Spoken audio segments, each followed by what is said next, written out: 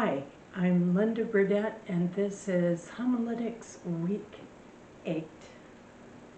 The question I'm going to be answering today is, did the shepherd carry the sheep because he didn't trust it? Hi, good afternoon. Thank you for joining. My name is Linda. I appreciate you being here today. And there's a couple of different things I'd kind of like to discuss with you. One of the big ones that keeps coming up for me, and maybe you too, is how easily it is to read a situation completely wrong. Let me give you an example. Have you ever been called in to see the boss and thought, oh no, I'm about to be fired, only to get a promotion or an attaboy or some other great surprise that you never saw coming? What you did was you read the situation wrong. Maybe it was your own insecurities, your own fears, but you didn't see it coming. That's kind of what I want to talk about today. So join me as we share scripture. This is from the New International Version, Luke 15 through 4. Now, the tax collectors and sinners were all gathering around to hear Jesus. But the Pharisees and the teachers of the law muttered, "This man welcomes sinners and eats with them." Then Jesus told them this parable. Suppose one of you had 100 sheep and loses one of them. Doesn't he leave the 99 in the open country and go after the lost sheep until he finds it? What a wonderful question.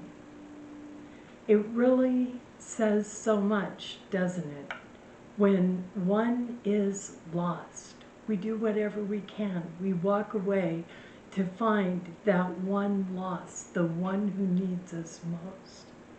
But let's put ourselves into the mindset of the lost sheep, if you will. If you were lost and couldn't find your shepherd, couldn't find your family, the other 99, how might you feel? Afraid, alone, maybe listening for wolves or dangers that the shepherd is supposed to protect you from? That shepherd, if you were a sheep, would be like your higher power, your Lord, your God, the one who watches over you and protects you. If you were lost, perhaps you would be very afraid. Perhaps you would even wonder if you were worth coming after, if they would even come looking for you. So imagine that you hear the shepherd's voice in the distance calling for you, and you would eventually reach out with your voice and try and answer the call because you so desperately wanted to be found. With me? So the shepherd finds you and picks you up and throws you over his shoulders, and you start thinking, what about the rest of the family? What about the other 99? Who's watching over them? Are they okay? Are they safe? And you're riding along on the shepherd's shoulders as he makes his way back through the fields, maybe over a mountain, through the brush, and you're wondering, is he mad? Is he carrying me because he doesn't trust me? Does he think I'm inept and I can't follow him? And you start putting thoughts into other people's heads, right? You start projecting onto them what they might be thinking, what they might be saying. Why is the shepherd really carrying you? If you read a little bit further into the parable, it tells us that the shepherd was overjoyed and lifted the lamb onto his shoulders and carried him back rejoicing. and called all of the friends together to gather around and rejoice with him that the one who was lost was found. So it's a total misread of that situation. Let's carry this a little bit farther.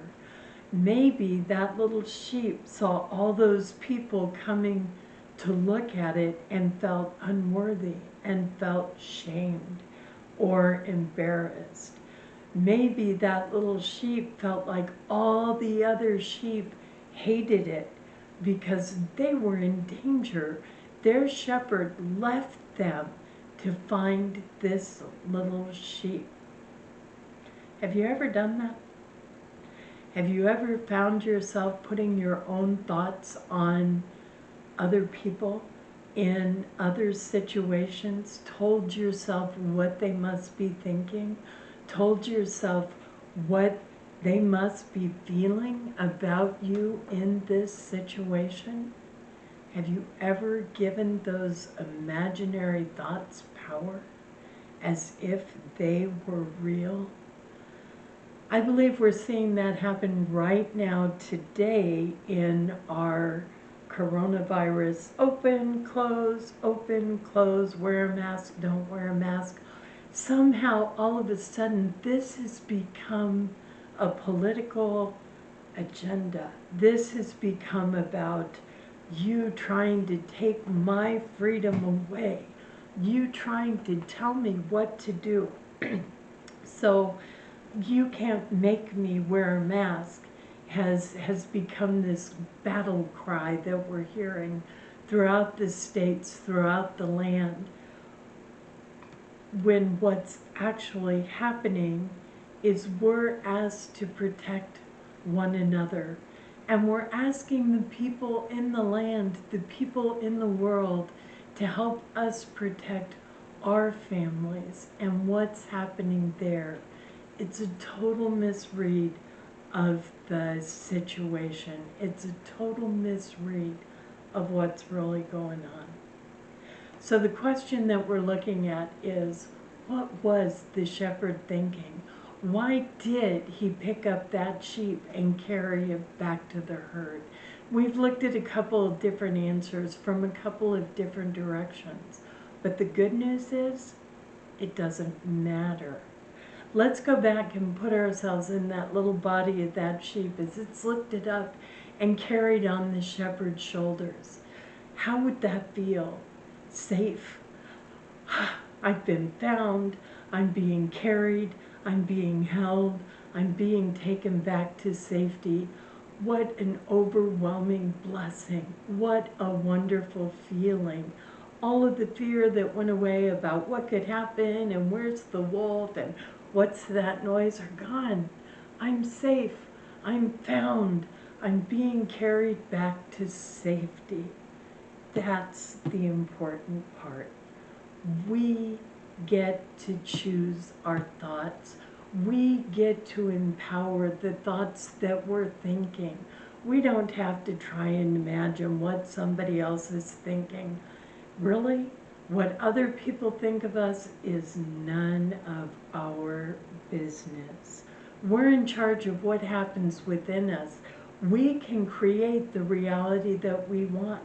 When we put a mask on, we can know that we're showing the whole world we care. We are working to protect what's special to you. We care about one another. We support one another.